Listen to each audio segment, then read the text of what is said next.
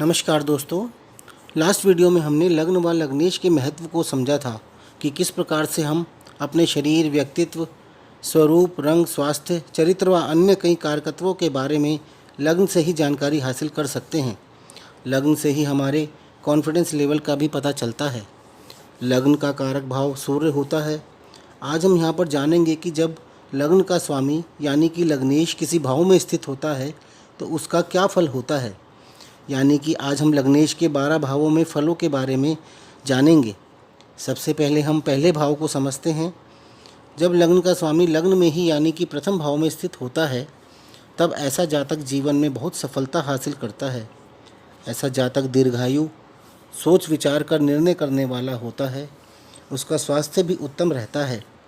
वह भरपूर आत्मविश्वास का मालिक होता है। वह धन संपत्ति से युक्त तथा एक प्रसिद्ध व्यक्ति होता है। किंतु यदि यहाँ पर स्थित लग्नेश अशुभ ग्रहों से दृष्ट या पीड़ित होगा तो जातक का स्वास्थ्य अच्छा नहीं रहेगा। वह अपने स्वास्थ्य को लेकर परेशान रह सकता है। वह अस्थिर दिमाग वाला तथा बुरे कामों को करने वाला भी हो सकता है। जब लग्नेश द्वितीय भाव में स्थित होता है तब जातक अपने स्वयं के द्वारा धन अर्जित करता है, क्योंकि द्वितीय भाव धन भाव होता है और लगन जातक स्वयं होता है। ऐसे जातक का स्वभाव बहुत ही मिलनसार होता है। वह एक विद्वान, धार्मिक तथा समाज का एक सम्मानित व्यक्ति भी होता है। वह हर कार्य को अपनी मेहनत से ही करने के लिए प्रयासरत रहता है। वह अपने कुटुंब व सगे संबंधियों की देखभाल करने वाला होता है। वह अपनी मेहनत व सच्चेपन के कारण जीवन में सफलता भी हासिल करता है।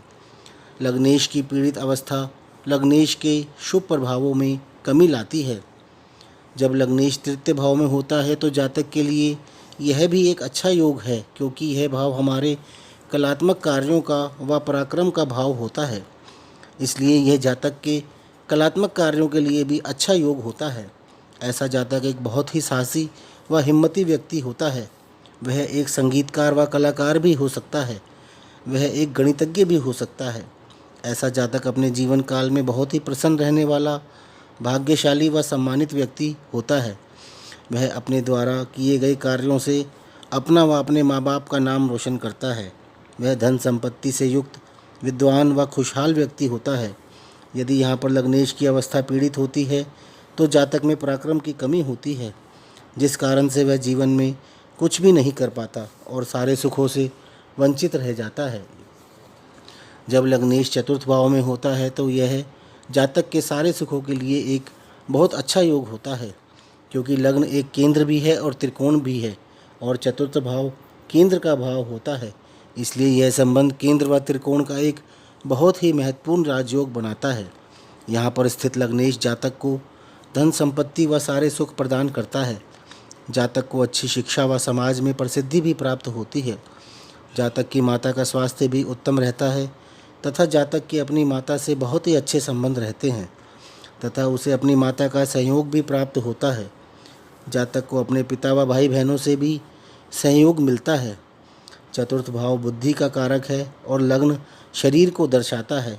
ऐसे जातक व्यक्तित्व व शरीर से आकर्षक होते हैं और यदि यहाँ पर स्थित लग्नेश निर्बली होता है तो इसके शुभ प्रभावों में बल के अनुसार कमी भी देखने को मिलती है।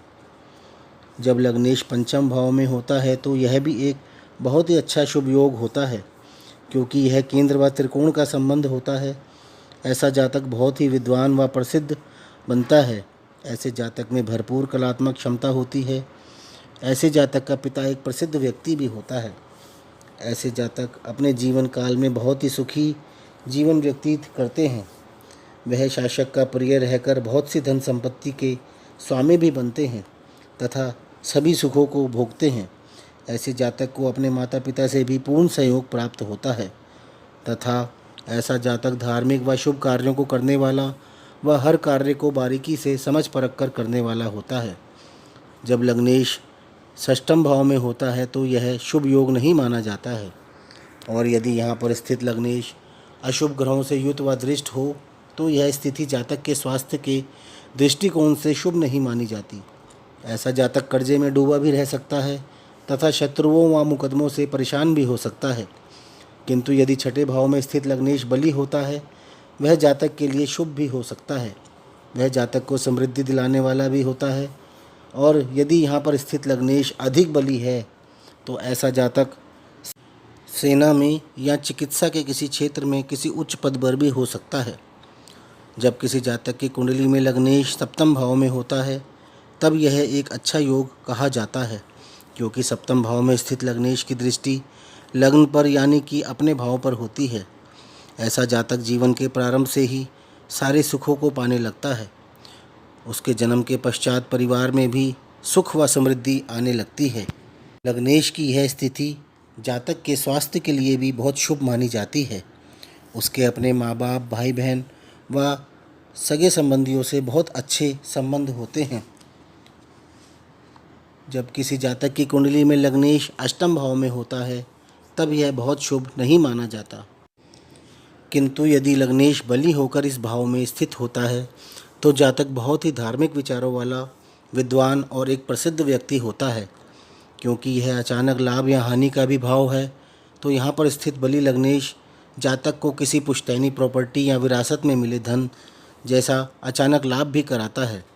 ऐसे जातक को लॉटरी या सट्टे से भी अचानक लाभ हो सकता है।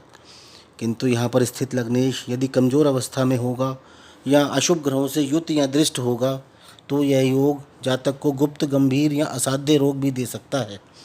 ऐसा जातक चोर, धूर्त, जुआरी, रोगी व दूसरों की स्त्रियों में आसक्त रहने वाला व तंत्र विद्याओं में विश्वास रखने वाला होता है।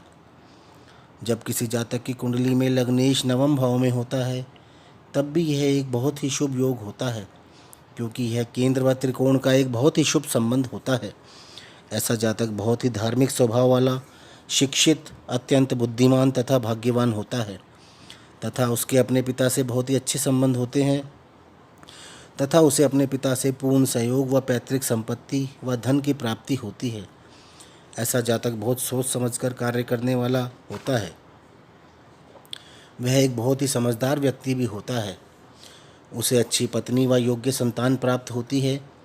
ऐसे जातक का पिता सत्यवादी, समृद्ध और उदार हृदय वाला व्यक्ति होता है।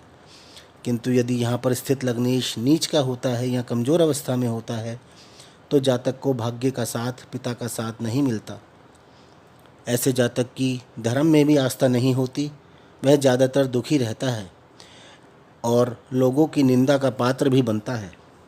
जब लग्नेश दशम भाव में होता है तो यह भी एक शुभ योग होता है, क्योंकि ये भी केंद्र व त्रिकोण का ही एक संबंध है जिसे बहुत ही शुभ माना जाता है। यहाँ पर हम लग्न को त्रिकोण मानेंगे क्योंकि लग्न केंद्र भी है और त्रिकोण भी है। ऐसा जातक कर्म करने में ज़्यादा विश्वास रखता है और अपने कर्म व मेहनत के बल पर ही समाज में अपनी पहचान बनाता है और प्रसिद्धि हासिल करता है। वह व्यावसायिक रूप से भी सफल होता है। ऐसा जातक भगवान में व धर्म कर्म में भी आस्था रखने वाला व दान करने वाला होता है।